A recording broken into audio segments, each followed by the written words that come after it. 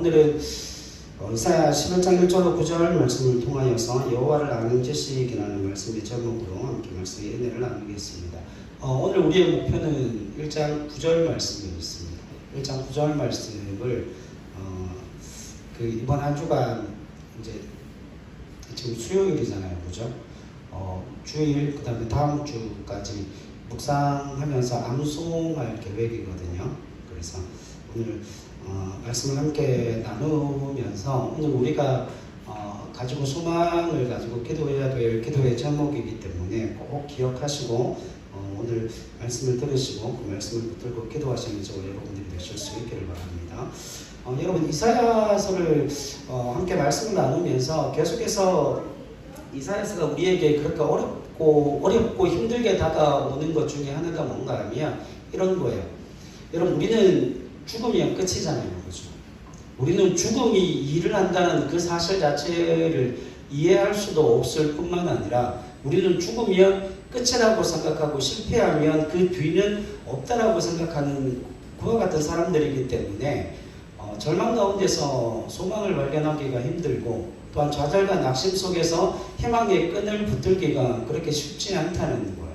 그런데 이사야서는 그게 계속해서 반복되어지고 있거든요. 이사야가 하나님 앞에 부름받았을 때에 이스라엘 백성들에게로 가라는 말씀을 받고 보냄을 받은 그 이사야가 이스라엘 백성들에게 가서 하는 이야기가 뭔가 하면 너희에게는 희망이 없다는 거예요. 너희 나라는 멸망하게 될 것이고 너희는 폐역한 족속, 폐역한 민족으로 이제 너희에게 있는 그 한 줄기 희망도 나는 끊어버릴 것이고 너희가 가지고 있는 한 줄기 소망의 그 끈도 내가 잘라버려서 더 이상 너희가 소망 없이 하나님의 심판 아래 놓여 있는 존재라는 그 사실을 선포할 것이다. 그래서 이스라엘 백성들에게 가서 그와 같은 메시지를 선포하는데 그 사망을 선포하고 심판을 선포하고 하나님의 진노를 선포하는데 정작 그 말씀을 선포하는 이사야의 이름의 뜻은 뭐예요? 하나님은 구원이시다. 이사야의 메시지가 선포되어지고 있지만 그 심판의 과정 가운데도 그 하나님의 진노의 순간에도 여전히 무엇이 주어질 것이라고요? 하나님의 구원이 주어질 것이라고요. 그런데 그 구원이 어떻게 주어집니까? 살려둔 가운데 내버려둔 가운데 구원을 받고 회복되고 생명을 얻는 게 아니라 죽여버리신다는 거예요. 죽여버리신다는 거예요. 그리고 결국 주님이 이 땅 가운데 오셔서 죽으심으로 예수님의 그 죽음이 뭘 하셨습니까? 우리를 구원하는 그 일을 행하셨다는 거예요. 하나님의 역사가 그렇게 일어나는데 마치 남유다가 북이스라엘과 아수리의 침략을 받는 것처럼 또 아람의 침략을 받는 것처럼 그와 같이 너희가 어찌할 수 없는 그 상황과 여건 속에서 너희가 도저히 감당할 수 없는 헤어져 나올 수 없는 그와 같은 하나님의 진노의 상황 가운데서 나는 죽었다라고 고백할 때 그때 이 하나님께서 남은 자를 남겨둘 것이고 그게 스알야숲이죠. 그게 이스라엘로 남겨지게 될 것이고 마엘살랄라스바스 다시 말하면 너희를 침략하던 북이스라엘도 아람도 아수르도 바벨론도 멸망받게 될 것이지만 그러나 침략받은 백성이 죽었던 너희는 어떻게 되어질 거라 말씀합니까? 남은 자로서 구원을 얻게 될 것이라는 걸 말씀하고 있어요. 자, 10장 말씀을 보세요. 이사야 10장을 읽어보겠습니다. 이사야 10장의 메시지를 보면 10장 5절 위에 타이틀이 나오죠. 같이 한번 읽죠. 시작. 하나님의 도구인 아수르. 그 다음에 20절 그 위에 타이틀요. 시작. 남은 자만 돌아오리라. 그리고 24절 위에 타이틀요. 시작. 주께서 아수르를 멸하시리라. 아멘. 여러분 적으세요. 하나님이 아수르를 그 남유다를 치는 도구로 사용하시죠. 그러니까 징계의 채찍으로 막대기로 사용하시는데 아수르는 왜 멸망을 당할까요? 이유는 한 가지입니다. 월권을 행하는 거예요. 다시 말하면 이 아수르도 마찬가지고 바벨론도 마찬가지고 이스라엘을 완전히 뿌리채 뽑으라는 그 얘기를 하신 게 아니고 이스라엘을 치고 정복하되 뭐 하라는 거예요? 하나님께서 허락하신 선에서만 그 일을 감당할 뿐이지 그 선을 넘어가게 되면 어떤 역사가 일어납니까? 결국 그 진노의 막대기도 어떻게 되어질 거라는 거예요. 부러지고 하나님의 심판 안에 놓여지게 될 거라는 이야기예요. 그러니까 자신이 스스로 자부하고 높아짐을 통하여서 힘의 논리를 가지고 하나님이 원하시는 것보다 훨씬 더 큰 권세와 능력을 가지고 그 땅을 멸하려고 했던 아수르와 바벨론이 멸망을 당하게 됩니다. 그런데 오히려 침략당하고 오히려 연약했던 이스라엘은 존재하고 남아있게 되어진다는 것이죠. 자, 그러면 생각해 보세요. 여러분, 오고 오는 모든 인류 역사 속에 침략당한 나라가 훨씬 강력한 힘을 가지고 침략한 나라가, 정복당한 나라가 남아있고 그 땅을 정복한 나라가 망했던 역사의 기록이 있습니까? 대부분 거꾸로 아닙니까? 강한 나라가 약한 나라를 침략해서 그 땅을 다 정복하고 나면 강한 나라만 살아남게 되죠. 약한 나라는요, 역사 속에서 그 이름이 지워지게 됩니다. 이 남유다는 아람과 북이스라엘의 침략을 받고 또 아수르의 침략을 받고 그 당시에 가장 강력한 나라였던 바벨론의 침략을 받고 메대의 침략을 받고 페르시아의 침략을 받고 로마의 침략을 받아온 그 수많은 세상의 역경들 속에서 온갖 침략을 다 당하지만 그 밟히고 찢긴 나라가 2000년이 지나서 1948년에 뭐합니까? 나라를 독립해서 나라를 이루어요. 그런 전례는 오고 오는 모든 세대에 이스라엘이 유일무이합니다. 그렇게 나라를 이루고 그렇게 살아남은 존재들이 없다는 거예요. 그러면 그 이스라엘을 통해서 하나님께서 보여주시는 게 뭡니까? 하나님의 약속과 하나님의 언약은 그 상황이 어떠하든 세상 나라가 어떻게 돌아가고 세상의 역사가 어떻게 쓰여지든지 간에 하나님이 그 약속을 주장하고 계시고 하나님께서 그 미래를 주장하시는 분이시기 때문에 하나님의 약속이 어떻게 되어진다는 거예요? 이루어진다는 거예요. 무슨 약속요? 하나님께서 말씀으로 주신 그 약속이 이루어진다는 그 전제를 가지고 오늘 본문의 말씀을 봐야 한다는 거예요. 그러니까 지금 1장부터 10장까지의 내용이 계속해서 이스라엘은 범죄하지만 하나님께서 그 이스라엘을 심판하시겠다 말씀하시면서도 뭘 하시겠다는 거예요? 구원하시겠다는 거예요. 근데 그 구원이 이스라엘의 의로움을 통해서 주어지는 게 아니고 그 이스라엘의 선함을 통해서 이스라엘의 회개하고 돌이킴을 통해서 주어지는 역사가 아니라 무엇을 통해서 주어지는 역사예요? 그들의 범죄함에도 불구하고 그들의 죄악과 못남을 넘어 그들에게 역사하시는 하나님의 강권적인 섭리의 은혜로 주어지는 은혜란 말이죠. 받을 자격 없는 자에게 주어지는 은혜라고 하는 거예요. 오늘 이와 같은 전제를 가져야 오늘 이 11장의 말씀이 해석이 되어집니다. 여러분, 이사야 11장 우리가 읽었던 1절로 9절 말씀도 11장 전체의 내용도 무엇에 관한 내용인가 하면 임마누엘 예언의 약속에 대한 연장선상에 놓여져 있어요. 오늘 이 말씀이 어디에까지 가는가 하면 이 땅 가운데 다시 오실 메시아의 나라, 다시금 하나님의 나라가 완벽하게 이루어질 그날까지 오늘 이 말씀이 어떻게 되어진다는 거예요? 약속으로 우리에게 주어져 있다라고 말씀하시는 거죠. 자, 그러니까 여러분, 이스라엘의 배반과 불순종에도 불구하고 하나님께서 은혜를 베푸시고 하나님께서 너희를 구원하시겠다. 그걸 뭘로 보여주십니까? 증거가 있어야 될 거 아니에요. 그렇지 않습니까? 오늘 이게 여러분들이 나누는 이 말씀이 굉장히 중요해요. 여러분, 제가 왜 날마다 믿음으로 기적을 준비하면서 하나님 우리에게 그 믿음을 보여주시고 그 기적을 통하여서 여호와에 대한 지식을 가져야 하는지가 왜 우리에게 그렇게 중요하게 다가오는지 오늘 본문의 말씀 때문에 그래요.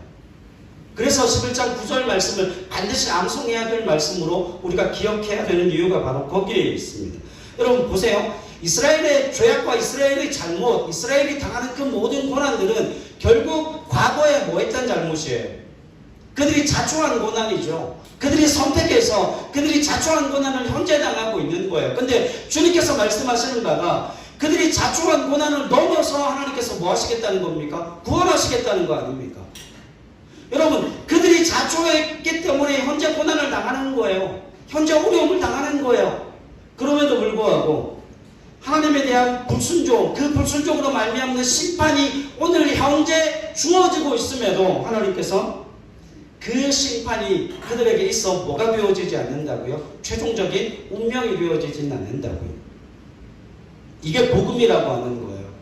여러분, 그들이 선택한 그것을 통하여서 그들이 선택한 잘못된 선택을 통하여 고난받는 것이 우리의 운명이 되면 과거의 선택을 통하여 우리는 오늘을 어떻게 살 수밖에 없습니까? 고난과 절망밖에 없어요. 그럼 뭐하러 삽니까? 자살하는 게 낫지. 왜 그래요? 과거의 잘못 때문에 우리의 미래가 이미 결정이 되어져 있다면. 그런데 하나님께서 우리에게 주시는 그 복음이 뭔 줄 아십니까? 과거에 내가 어떤 잘못을 하고 과거에 내가 어떤 선택을 했던 오늘 내가 그 선택으로 말미암는 고난을 당할 수 있겠지만 내일은 하나님께서 뭐 하시겠다는 거예요? 우리의 운명을 그 고난 속에 그 자책과 그 후회 속에 내버려 두지 않으시겠다는 거예요. 그래서 오늘 내가 무엇을 하는가에 따라서 우리의 삶이 어떻게 되어질 수 있어요? 완전히 바뀌어질 수 있다는 겁니다. 왜요? 용서하시고 기억하지 아니하시고 그럼에도 불구하고 내가 너를 살리고 구원하겠다라고 하시는 것이 주님의 뜻이기 때문에 그렇습니다. 여러분 그와 같은 상황 속에서 하나님께서 주시는 증거가 있어야죠. 증거가 있어야죠. 이게 말로만 하면 뭐가 안 돼요? 말로만 하면 무슨 소용이 있습니까? 그 말이 어떻게 되어지지 않으면 삶의 현실로 나타나지 않으면 그걸 무엇으로 가질 수 없어요? 믿음으로 가질 수 없죠. 그렇지 않습니까? 그래서 하나님께서 아하스의 그 불순종함에도 불구하고 이사야를 통해서 보여주시는 증거가 뭡니까? 한 아기, 처녀가 낳을 그 아기를 통하여서 하나님의 증거가 무엇으로 나타나요? 임마누엘로 나타나요. 너희는 심판당하겠지만 너희는 공격당하겠지만 너희는 스왈랴 속으로 남은 자가 되어져서 하나님께서는 너희와 동행하게 될 거다. 그럼 이사야의 둘째 아들 마엘살랄라스바스는 누구에게 대한 경고의 말씀일까요? 남은 자로 세워진 그 이스라엘을 공격하는 자들, 이스라엘을 압박하는 그 아람, 북이스라엘, 아수르, 바벨론, 페르시아, 로마 그 모든 세계 열강들을 통해서 하나님이 주시는 메시지가 그거예요. 그들에게 뭐가 속히 오리라? 침략이, 노략이 속히 오리라. 결국 그 나라들이 뭐 한다는 거예요? 멸망하게 될 것을 하나님 말씀하고 있습니다. 여러분, 그러고 보면 이사야에 나오는 심판의 메시지는 이런 거예요. 하나님이 이스라엘을 버리시겠다는 게 아니잖아요. 이사야에 나오는 심판의 메시지는 하나님이 그 이스라엘 백성들을 버리시겠다는 게 아니고 뭐 하시겠다는 거예요? 구원하시겠다는 거예요. 그렇죠? 구원을 제대로 결실시키기 위한 그 은혜의 방편으로 거룩하심의 과정이 되어지는 게 뭐예요? 심판이라고 하는 거예요. 그러면 여러분들 우리에게 하나님의 징계가 주어진다는 그 의미는 두 가지 의미를 가지고 있어요. 첫 번째는 우리가 당하는 그 고난을 통하여서 우리가 우리의 죄악됨을 고백함으로 뭐해지는 단계, 우리 가운데 죄를 제거하는 단계, 그래서 거룩함에 이르는 단계에 그게 첫 번째 의미가 있고 두 번째는요. 우리의 믿음의 신앙의 성장을 위해서요. 여러분 인생에 굴곡이 없으면 뭐가 없어요? 믿음과 신앙의 성장이 없습니다. 내가 고난당하지 않았다면 지금 와 있지 못할 신앙의 경지에 이르게 하시기 위해서 하나님이 때로는 우리에게 고난을 허락하십니다. 성경에는 그 두 가지 고난밖에 없다라고 이야기를 해요. 그리고 나머지 세 번째로 받는 고난은 잘 모르겠답니다. 잘 모르겠다. 왜 그와 같은 일들이 생겼는지 잘 모르겠다. 그건 하나님의 소관이고 하나님의 뜻에 달려있는 일이지 내가 잘못한 것도 아니고 내 믿음과 신앙의 성장도 아님에도 불구하고 내게 고난이 오고 내게 환난과 어려움이 닥쳤다. 그 일에 대해서는 난 모르겠다. 하나님 알아서 하십시오. 그 방법 외에는 없다라고 성경은 말씀해요. 그래서 우리가 이해할 수 있는 고난은 딱 두 가지밖에 없습니다. 자, 그런데 생각해 보세요. 역사적인 현실로 보면 이스라엘이 계속해서 하나님을 거부하죠. 그죠? 그럼에도 하나님은 계속 이스라엘을 구원하고 계시죠. 왜? 임마누엘 약속을 하셨으니까.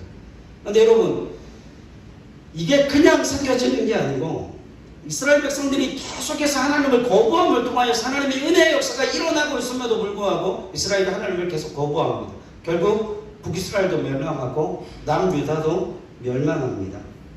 그런데 그것으로 끝이 납니까? 그 나라가 멸망했다고 끝납니까? 여러분, 나라가 멸망해서 끝나면 성경이 더 이상 기록되어질 이유가 없습니다. 그렇지 않습니까? 성경의 기록이 어느 나라에 관한 기록인데요? 이스라엘을 중심으로 한 전 세계 열강들에 대한 기록 아닙니까? 여러분, 주인공이 죽었는데 역사 드라마가 계속 이어질 리가 없죠. 여러분, 남유다가 바벨론으로 포로로 잡혀가서 남유다가 멸망했음에도 불구하고 성경의 스토리는 계속 이어져요. 여러분, 죽음으로 끝나는 게 아닙니다. 후에 예수님이 오셨지만 이들은 예수님조차도 어떻게 합니까? 거부합니다. 이스라엘은 결국 흩어지게 되고 아직도 예수님을 그들은 믿지 않고 있어요. 여러분, 이스라엘의 기독교 인구가 몇 퍼센트 되는 줄 아십니까? 2%가 안 돼요. 2%가 안 됩니다. 인터넷 검색해서 찾아보니까 1.9% 많이 잡는 분들은 1.9%까지 잡아요. 근데 1.9%도 안 됩니다. 미전도 종족인 거예요. 그들은 아직도 누구를 기다려요? 초림 예수를 기다립니다. 메시아를 아직도 기다리고 있는 사람들이에요.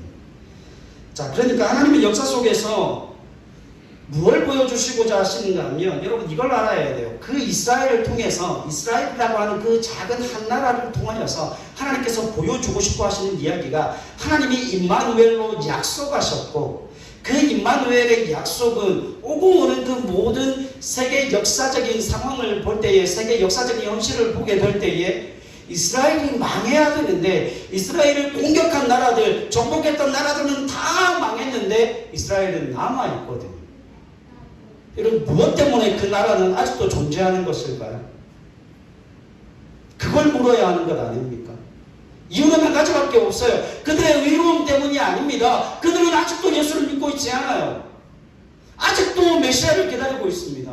그럼에도 불구하고 그 이스라엘을 지켜주시는 가장 근본적인 이유가 그겁니다. 임마누엘 예언 때문에 그래요. 하나님의 그 약속이 임마누엘로 주어졌고 임마누엘의 뜻이 뭡니까? 내가 너와 함께 할 것이다. 언제까지요?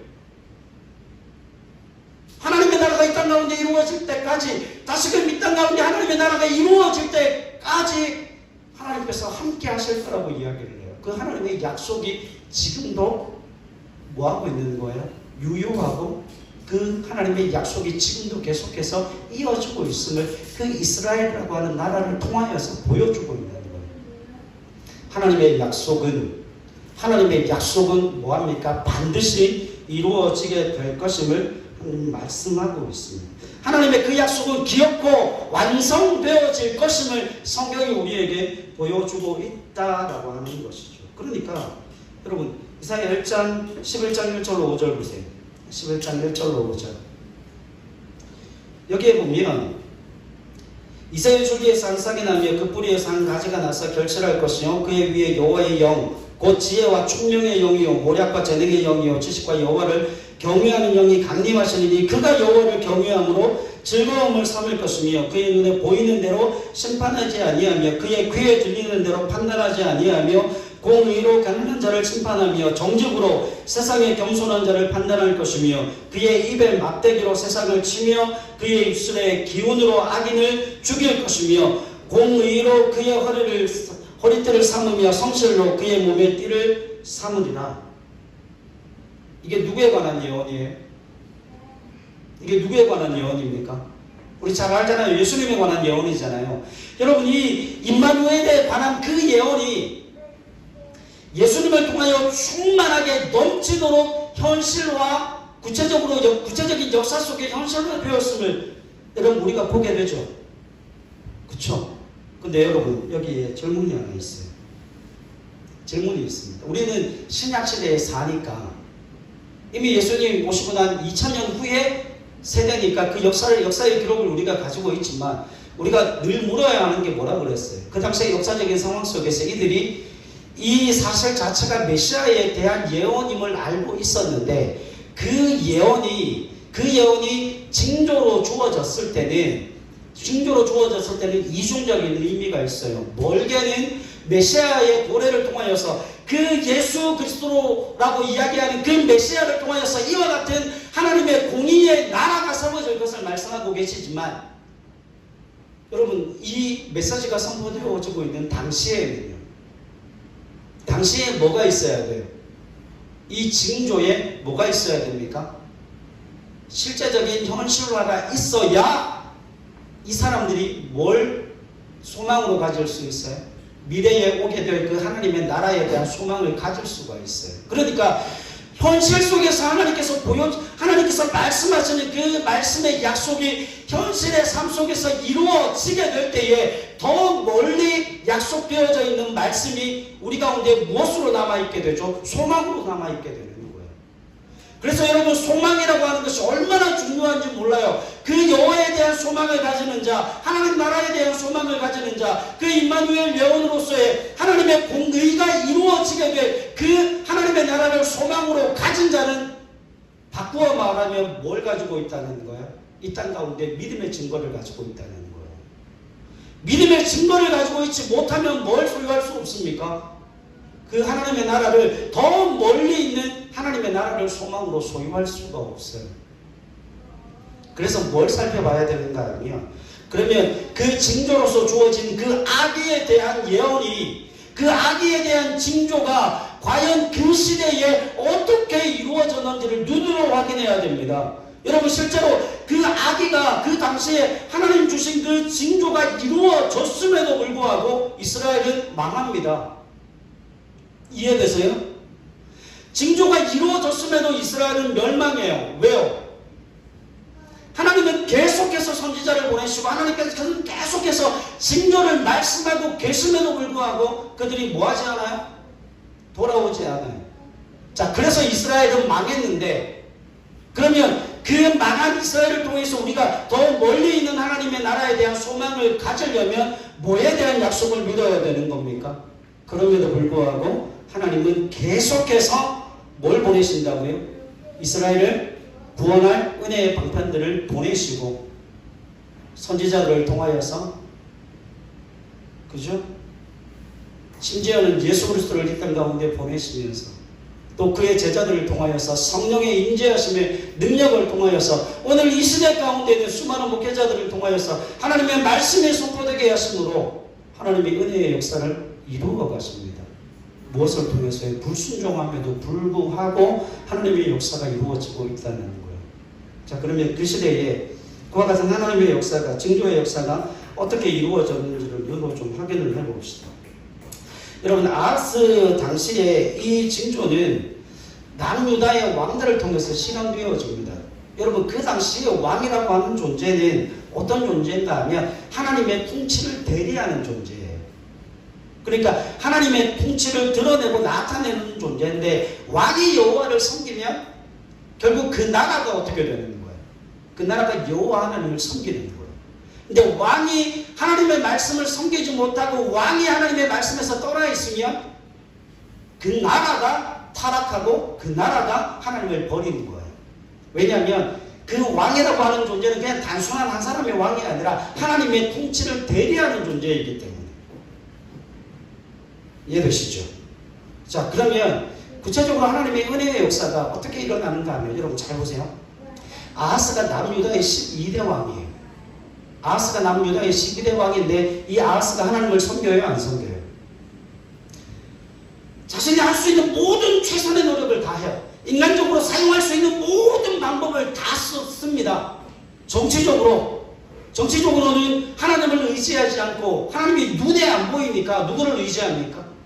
아수르를 의지합니다. 아수르가 나의 도움이 될 거다. 그래서 이 사람이 736년에 왕위에 오르는데 734년에 아람과 북이스라엘이 연합해서 쳐들어와요. 그래서 아수르의 도움을 받고자 아수르의 원조를 요청하고 이 이사야가 징조를 구해라, 믿음을 가져라 라고 이야기하는데, 나는 싫습니다.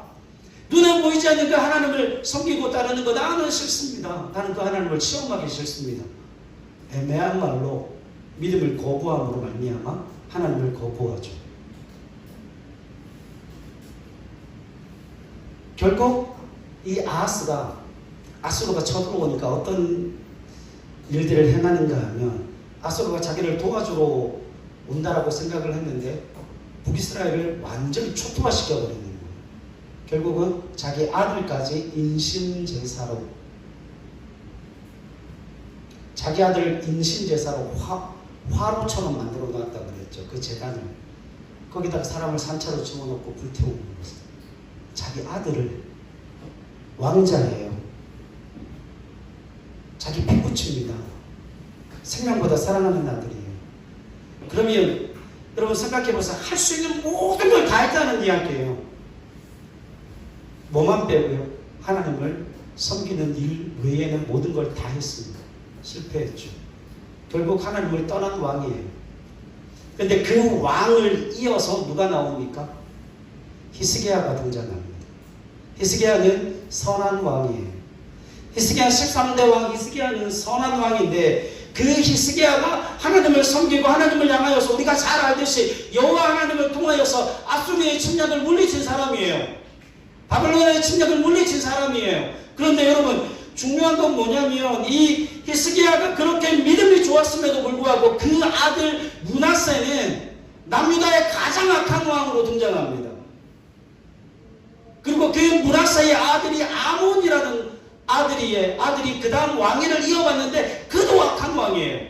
그러면 12대도 악한 왕, 13대는 선한 왕, 14, 15대는 완전 죽일 놈들, 나라를 우상에게 팔아먹은 존재예요. 그런데 16대에 요시야라는 왕이 등장합니다. 제가 성경 속에서 제일 좋아하는 왕이에요. 이스라엘의 종교 개혁을 다시 단행했던 왕이에요. 결국 성공하지는 못했죠. 일찍 요절하게 되니까. 여러분 보세요. 왜 이와 같은 일들이 생기는가 하면 아수로부터 시작해서 히스기야가 선한 왕이었는데 므낫세와 아몬은 훨씬 더 악한 왕이라고 그랬죠. 그리고 남유다의 왕들조차도 대부분이 악한 왕들이었어요. 그러니까 그 시대적인 분위기, 그 시대적인 상황 속에서는 선한 왕, 여호와 하나님을 섬기는 왕이 나타날 수 있는 확률이 없어요. 어떤 시대로 보시면 되는가 하면 하나님이 천지 모든 만물을 물로 엎어 놓으실 때 하나님이 내린 그 진단이 뭔 줄 아십니까? 하나님이 내린 진단이 뭔 줄 아세요? 사람의 마음의 생각이 악할 뿐이므로. 그러니까 사람들이 행하는 그 모든 사람들이 생각하는 것들이 행동으로 나타나잖아요. 그런데 사람들의 그 마음의 모든 생각이 다 어떻다는 거예요? 하나님을 떠나 있고 하나님과는 전혀 관계없는 방탕을 일삼고 정의를 무너뜨리고 하나님의 형상을 훼손하는 그와 같은 일들이 만연해져 있어서 그 가운데서 하나님을 예배하고 하나님을 찾아 믿음으로 사는 사람을 찾아볼 수가 없다는 거예요. 견딜 수가 없는 거죠. 지금 남유다의 상황이 그런 상황이에요. 그런 상황에서 히스기야가 나오고 그런 악한 상황 가운데서 요시야가 나왔다라고 하는 건 무슨 의미를 가지고 있습니까? 하나님이 뭐 하셨다는 거예요? 개입하셨다는 거예요. 결국 남유다 망합니까? 망하지 않습니까? 결국 남유다도 멸망을 당해가게 되는 거죠. 여러분 망해가는 그와 같은 사회와 국가 전체가 우상숭배로 깊이찌는 그 상황 가운데서 어떻게 그렇게 선한 왕들이 드러나고 나타날 수 있겠습니까? 여러분 하나님의 특별한 개입이 없고서는 그와 같은 일들이 불가능했다라고 하는 거예요. 그러니까 지금 아하스에게 주었던 그 한 아기에 대한 예언이 누구에게서 이루어지는 거예요? 히스기야와 요시야를 통해서 이루어지는 거예요. 그러니까 가깝게는 누구예요? 히스기야와 요시야를 통하여서 하나님이 개입하시고 하나님이 그 나라를 지키고 계시고 하나님이 너희와 함께하고 있다는 그 사실, 그 징조가 드러나고 현실화되었음을 보여주는 거죠.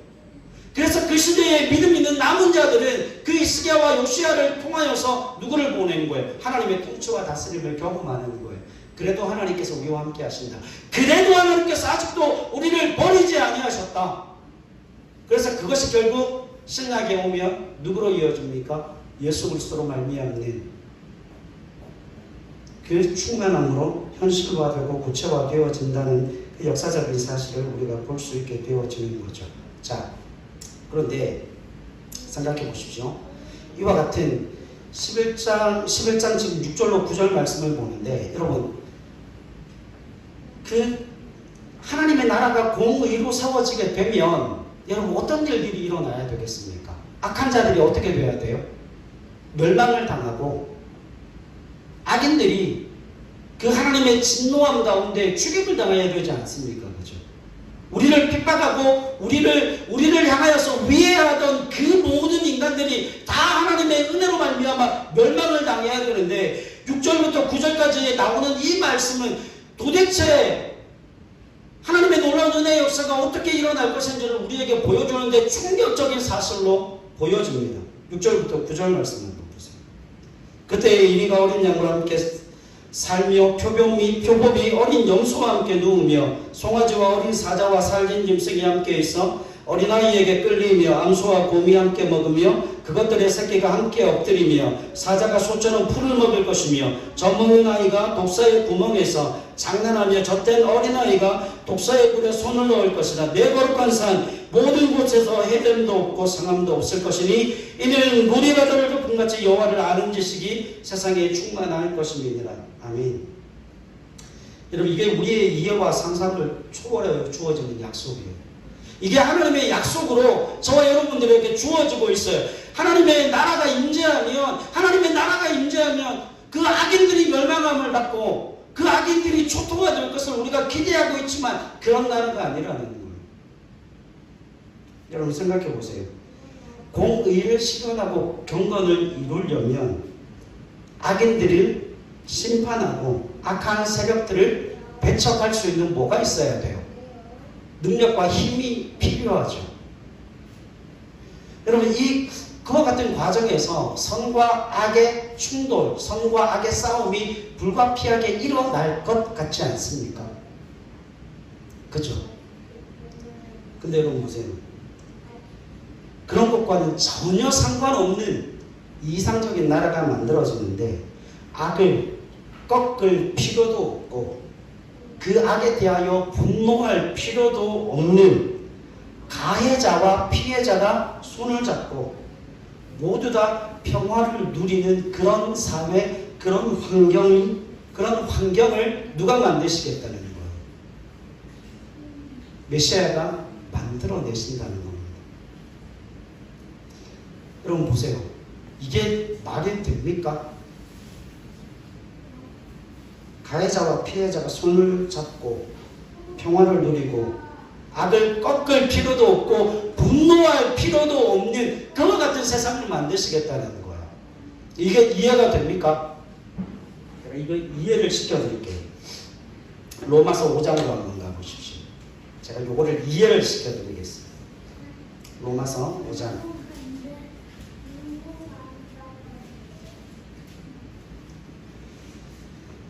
로마서 5장 5절로 8절 말씀을 보겠습니다. 로마서 5장 5절로 8절. 같이 읽어요. 시작. 소망이 우리를 부끄럽게 하지 아니함은 우리에게 주신 성령으로 말미암아 하나님의 사랑이 우리 마음에 부은 바 됨이니 우리가 아직 연약할 때에 계약대로 그리스도께서 경건하지 않은 자를 위하여 죽으셨도다.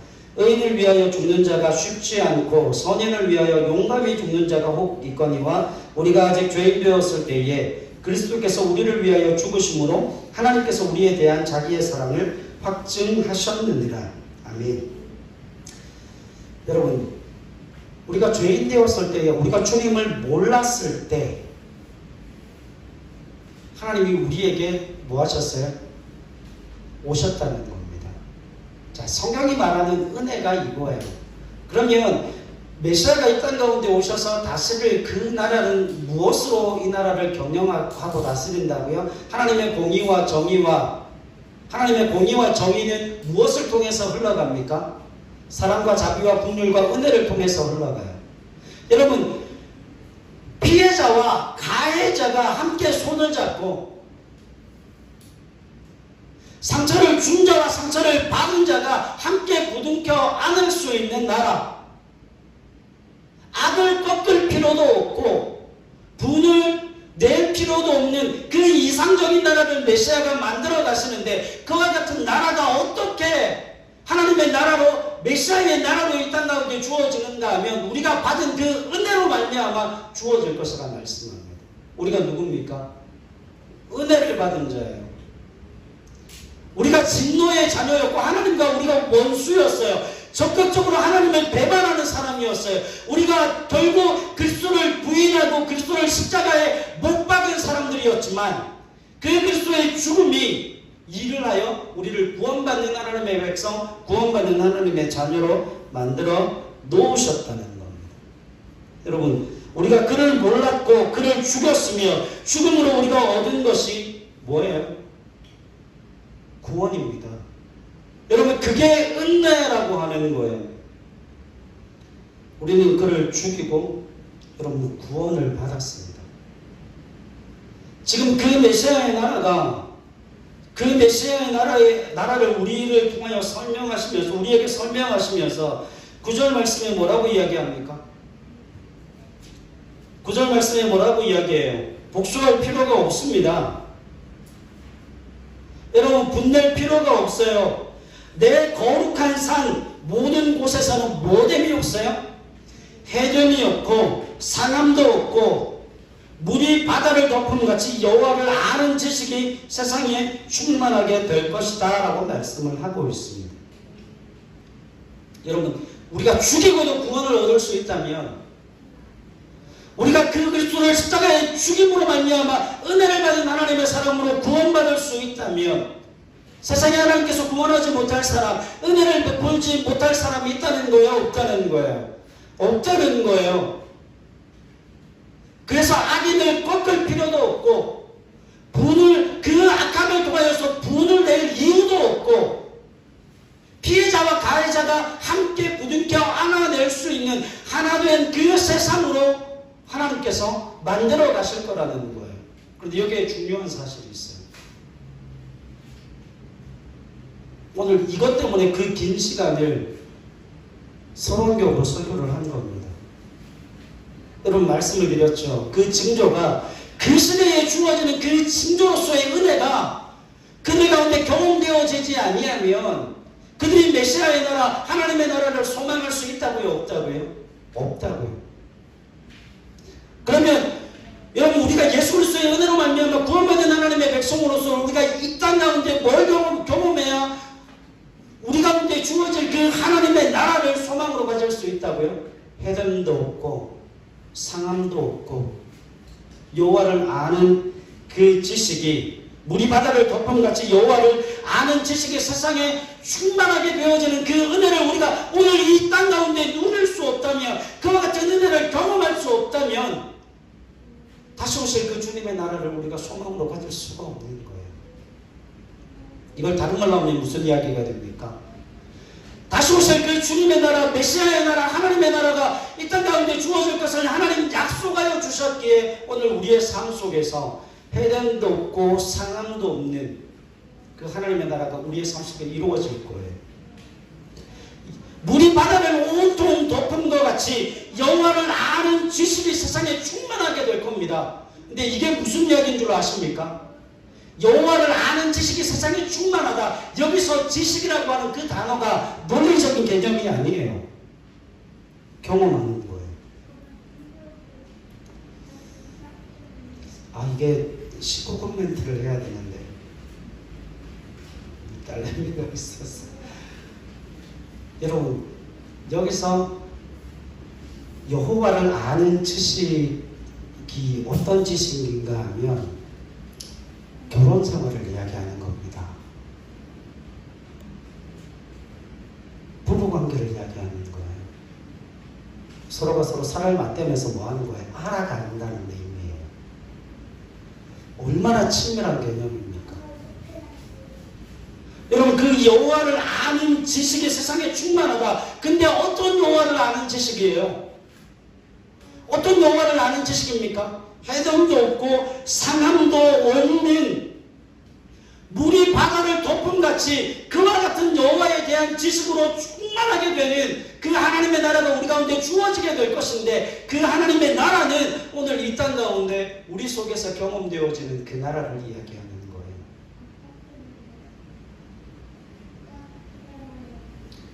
제가 지난주부터 기도를 바꿨습니다.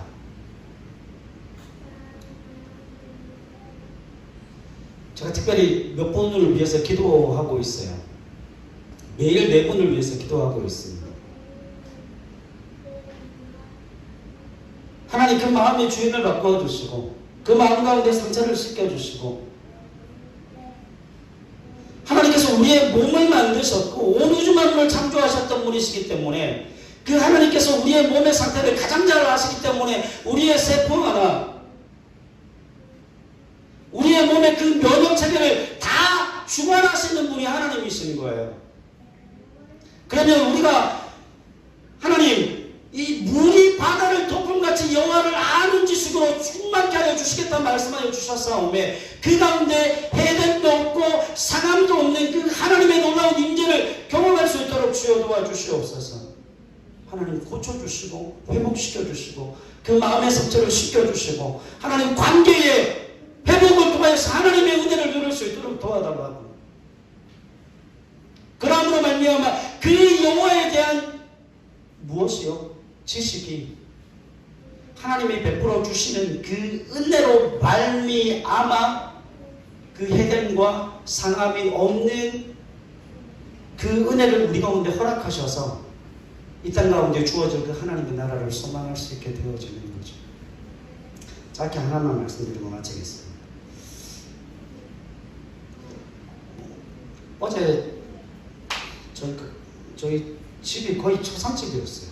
아이 학교 보내고 난 다음에 뭐 아이가 있지만 뭐 이야기해도 될 것 같아요. 학교를 갔다 오더니만 한숨 쉬고 난리가 났어요. 애들이 지들끼리만 놀아. 내가 말을 걸었는데 대답도 안 해. 집에 들어와서 아이가 올라가서 자고 있는데 마음이 너무 아픈 거예요. 그래서 뭐 그동안 아이 학교 보내기 전에도 열심히 기도했었거든요.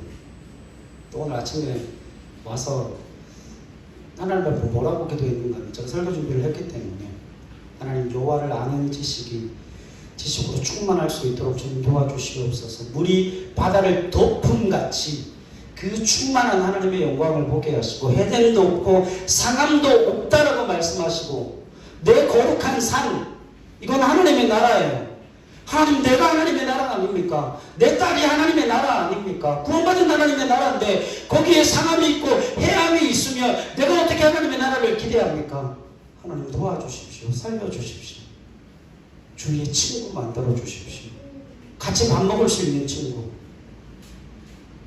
같이 노래 부르고 쉬는 시간에 화장실을 가고 매점을 가고 함께 마음을 나눌 수 있는 친구 만날 수 있도록 도와주십시오.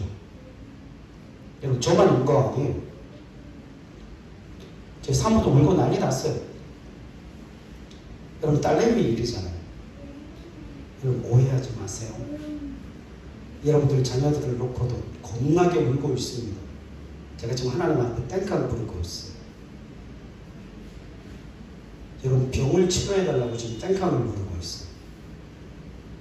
여러분 하나님께서 제가 우리의 딸내미를 데리러 갔습니다. 제가 평소 같으면 안 가죠.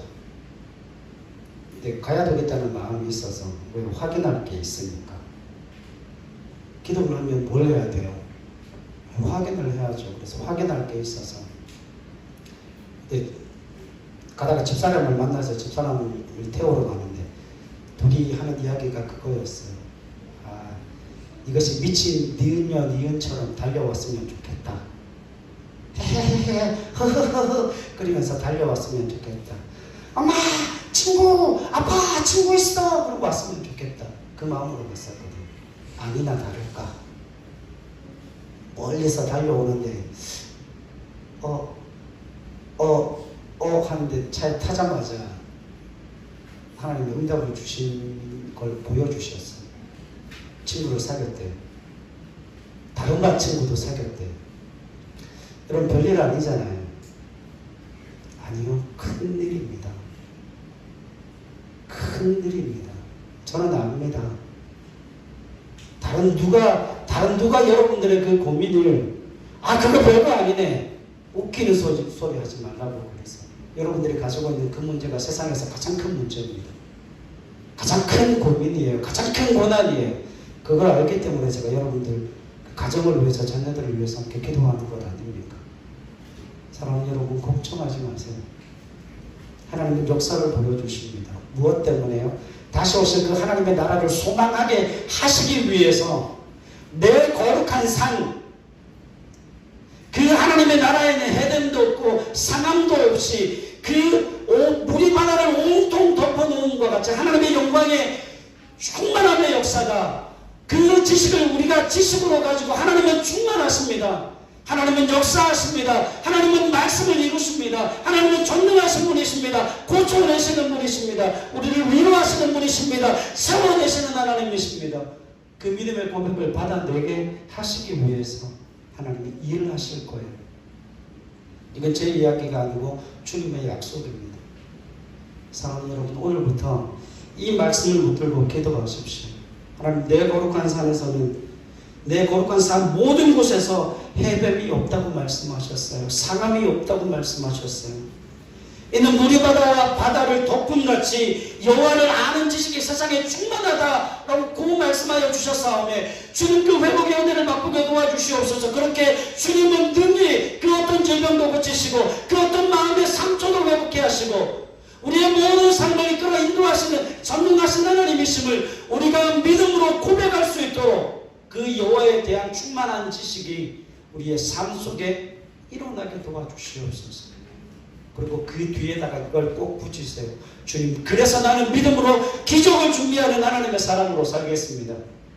오늘 이 하루를 살아가는 동안 그 지식으로 충만한 하나님의 백성 되게 도와주시옵소서.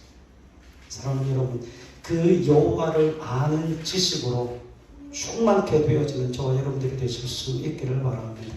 하나님은 약속하셨고 그 약속을 이루시고 임마누엘 하나님으로 우리의 삶 속에 임재하실 뿐만 아니라 여호와 이레의 하나님으로 우리의 모든 삶을 능력으로 채워내실 겁니다. 그것을 믿음으로 고백하시고 우리의 삶 속에 하나님에 대한 지식으로 충만해지는 저와 여러분들의 삶이 되실 수 있기를 주님의 이름으로 간절히 부탁을 드립니다.